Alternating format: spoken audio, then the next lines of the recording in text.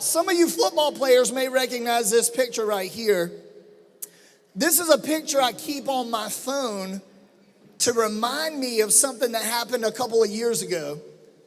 So I was coming back from speaking at Charleston Southern University in South Carolina, and I got to talk to a group there, and I'm riding home, and on the way home, I see a bunch of smoke on the side of the road, so I pull over to check out what's going on, and I noticed that it's like a small Ford Focus hatchback, there was a guy who was about 15 years old. He looked pretty put together, probably an athlete, gets out of the passenger side, and he kind of runs away from the car that's smoking. And then out of the driver's side of this little Ford Focus hatchback gets one of the larger human beings I've ever seen in my life. My man went about 4'25". He was huge. And I'm thinking, how in the world did he get his big behind inside this car? But he gets out of the car and he starts walking away from the car, and all of a sudden he stops and he turns around and he goes back to the car and he lifts the hatchback and starts reaching inside the car. Now at this point, the smoke had turned into a flame, and I could actually see fire inside of the car, and it was making its way toward the back of the car. Now, what happens when fire from a front of a car gets to the back of the car? What happens? Yeah, boom.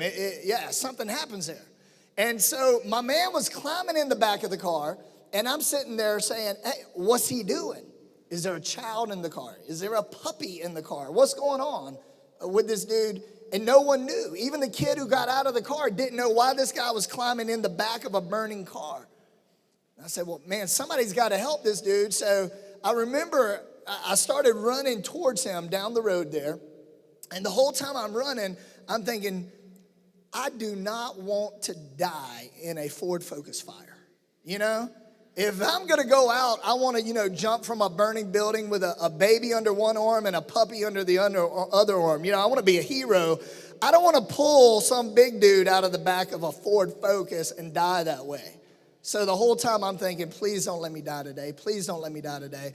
And I get up to him and I go to grab him to pull him out. And he was struggling with his britches a little bit. So all kind of stuff was going on right there. And I remember I grab him and I'm like, dude, you're crazy. Get away from this car. Come on, come on, come on. What are you doing? And so I kind of pull on him, tug on him, and I get him away from the car probably about 25 feet maybe away from the car. And then all of a sudden, boom. It wasn't that dramatic. It was a Ford Focus, so more like pow.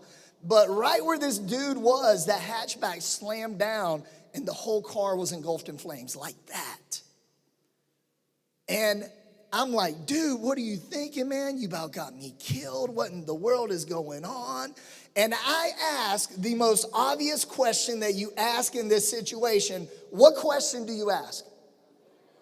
Yes. What was in the car? Specifically, what was so important in the car that you almost gave your life for it? And my man looks at me with a straight face and he says, my iPod. Yeah, exactly. And I'm thinking, dude, if you weren't so big and I wasn't so small, I would whip your tail right now. And I was like, man, I almost died over an iPod. And then he said something even more dumb. He said, it wasn't even an iPhone. It was an iPod, He said, but my new playlist was on there. Boy, I ought to put my foot right upside your behind. And I laughed and I was so mad at him. And I'm like, man, you're smoking crack. You're crazy. You need to not do drugs. And I'm riding down the road. But you know what I started thinking? I started thinking, what an incredible picture of how sometimes we put our focus on the wrong things and we fail to see the big picture. Part of why we do what we do, part of Coach McDonald's and your coaches and Dr. Gresham's vision for why we do character ed training is we want you to not lose the big picture. Don't lose sight of the big picture because there is too much at stake. And one of the things we're going to be talking about this semester is how to become invaluable to your team, because there are certain principles, there are certain truths that if you learn right now in high school, you can not only become invaluable to your team right now where you are, but if you apply these principles to your life, you can become invaluable to whatever organization that you're going to be a part of the rest of your life. Let me ask you this. What do you think is the best question that someone on your team can ask? Think about this. What is the best question that someone on your team can ask? Somebody give me the feedback. Yes, sir. Woo! He said, what can you do to make us better? That's good. I like that one. What else? The best question someone on your team can ask. Yes, ma'am.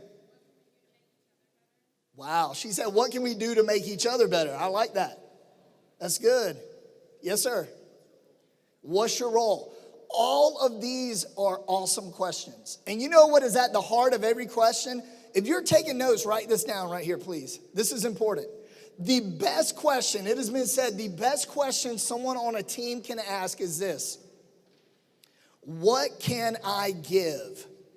That's not one of the blanks there, but just write it on your paper. What can I give? See, the attitude at the heart of this question is what takes good teams to be great teams. It's what takes valuable players to become invaluable players. Here's our principle for today. You become invaluable to your team when you add value to others on the team. Don't miss this. You become invaluable to your team when you begin to add value to others on your team.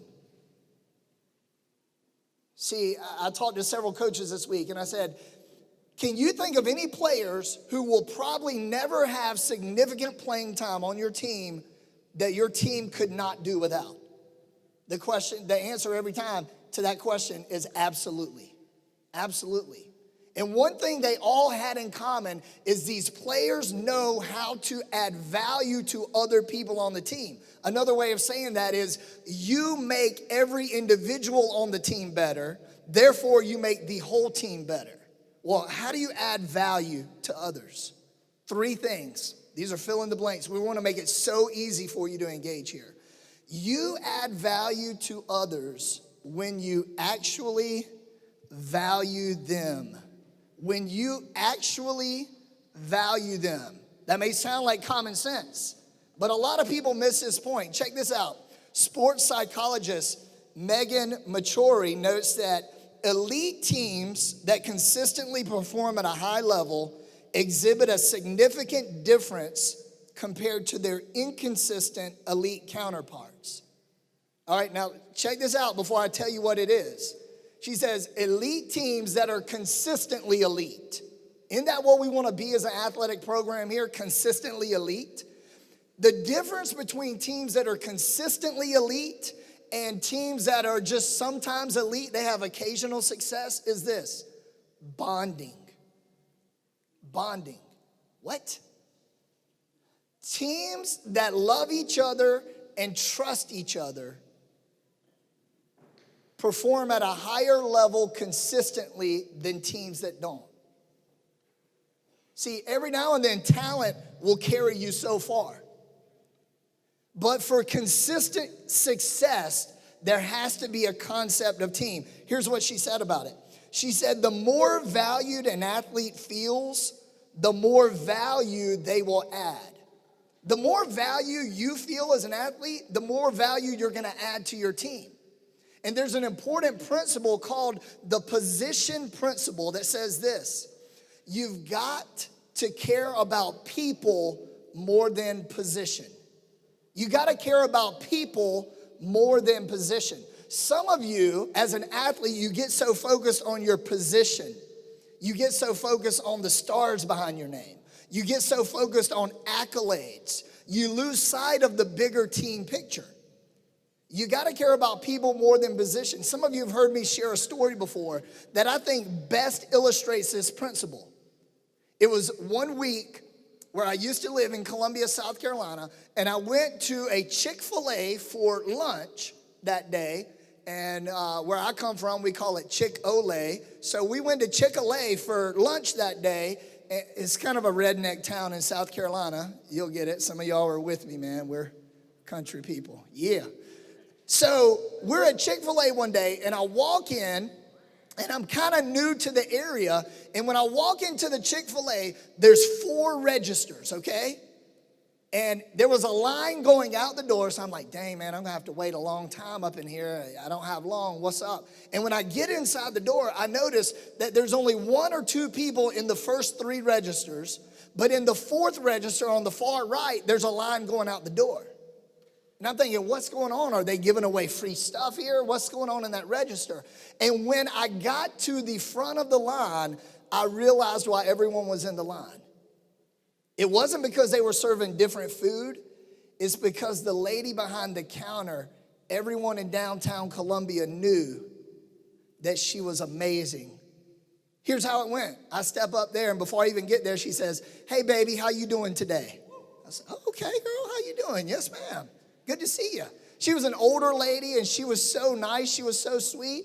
She said, how's your day going? I said, oh, it's all right, I guess. Well, what can I do to make your day better? Let me get you a nice Chick-fil-A meal. She was like the nicest lady ever. And by the time I got through ordering things, my day went from okay to I wanted to climb over the counter and give her a hug and be like, can you be my grandma? I love you. You're amazing. And she was just like, I hope you have the blessed day. She even gave me a cookie so I'd feel better that day. And I'm thinking, this lady is awesome. And I remember telling a buddy of mine, you know what? I don't know if she will work at Chick-fil-A doing this job forever. That same week, I went to Burger King. And I walked in, and I was so hungry, and I was kind of in a hurry. And I walked in, and the lady at the counter said, what you want? I said, what happened to the hey baby thing, you know? What you want? I said, well, yes, ma'am. I'd kind of like to have a Whopper value meal, please. She said, don't got none. I said, what do you mean you don't have one? She says, we out of hamburgers. I said, what do you mean you're out of hamburgers? The sign says Burger King. Not only should you have hamburgers, you should be the king of having hamburgers. We out. You can get something else. And I'm thinking like, this is a bon qui qui moment here, you know. She's about to call security on me. And I'm like, rude, you know. Unbelievable. Here is the law of position right here. Both ladies had the same position. They both worked in the fast food industry. The difference is one person valued people, the other one was there just to get a paycheck. Who added the most value to my life?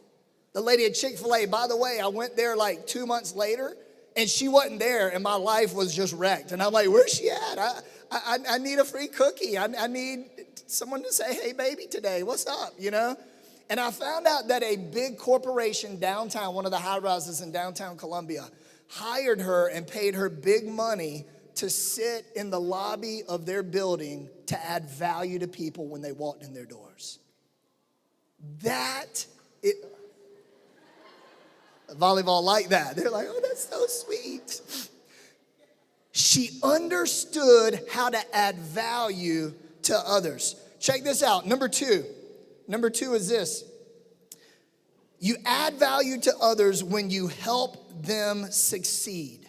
When you help them succeed.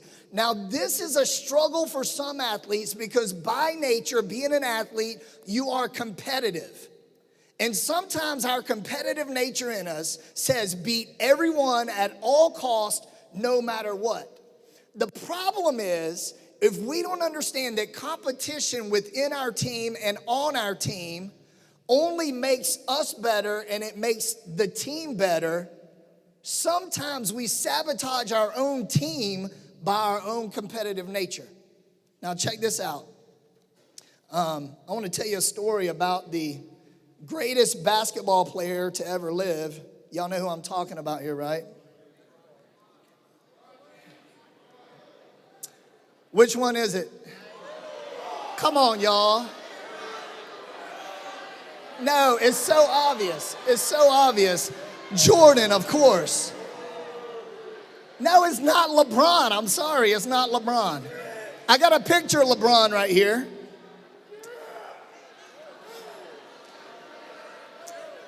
Just looking up to Jordan. And now I got a picture of Jordan. Here's a picture of Jordan right here. That's all you need to know right there. That's all you need to know. So Michael Jordan, check this out. Whether you believe he was the greatest basketball player ever, or whether you're wrong, if you don't believe that, he was known, check this out, lock in here. He was known, as some of you I know personally are, he was known for practicing ridiculous hours every day. In fact, Michael Jordan, before the team practice, he had a court at his house. Every day he would practice at his house before he ever went to the team practice. He believed so much in his teammates that there was greatness, that there was potential for them as a team to do something great. He began inviting other players, hey, if you want to join me at my house before practice, come do it. Scottie Pippen was the first one to join him. Scottie Pippen went to his house, and him and Michael would have a full practice before the practice.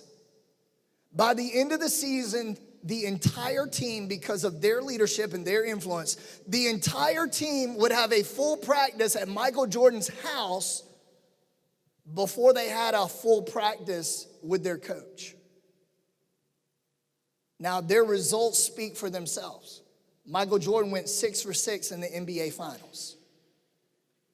But he had so much influence in how he added value to others. I think there's 3 quick ways that we help others succeed.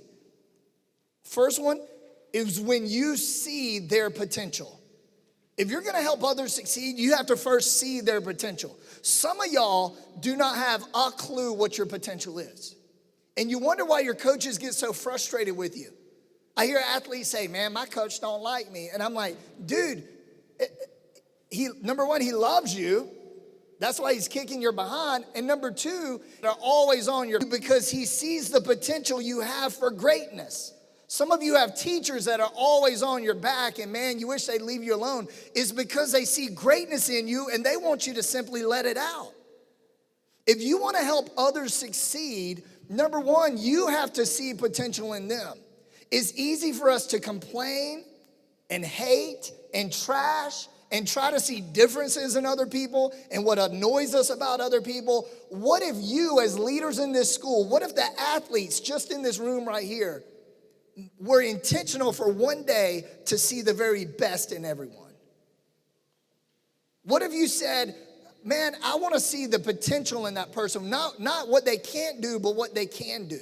Then number 2, what if you help them to see that potential?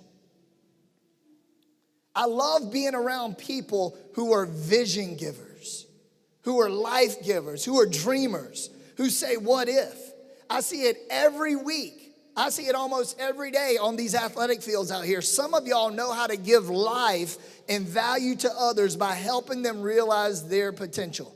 Some of you as leaders on your team, you know the best thing you can do is get on to your teammates when they're not giving their all, because they can do better. Some of you as leaders on your team, to an underclassman, to simply say, man, I see greatness in you, don't give up, could change their life. You got to see potential in others. You got to help them see potential in others. And the third part is this, and Michael Jordan was really good at this. You got to help them reach their potential. You got to help them reach their potential. Some of you understand this, and I see you doing that.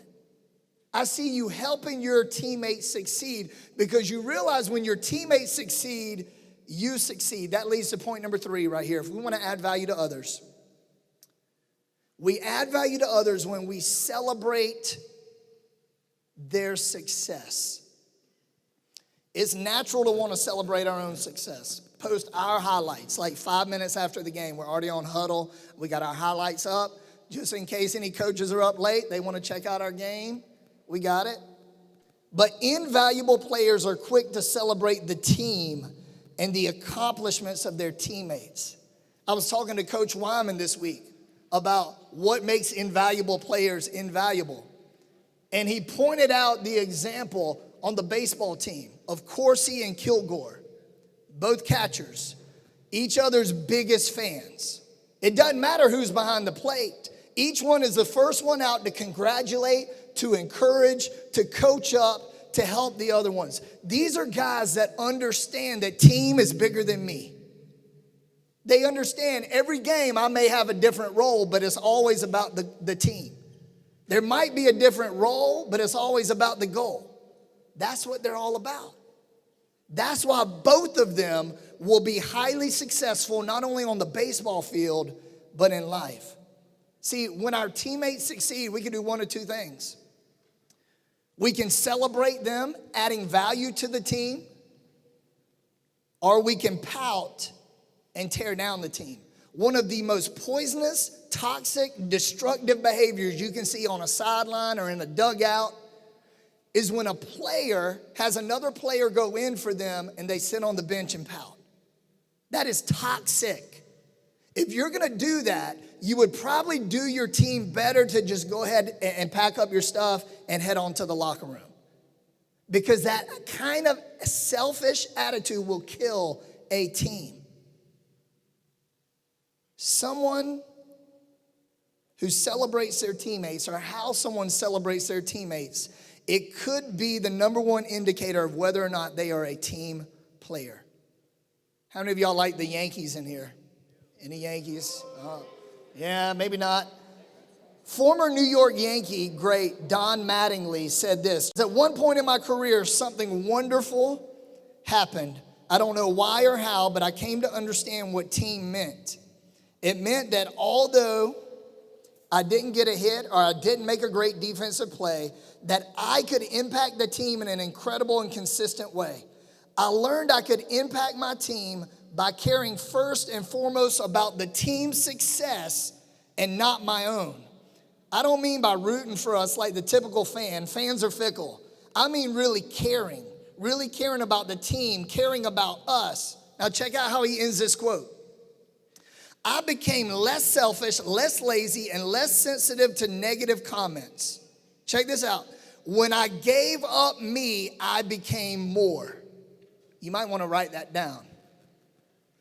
When I gave up me, I became more.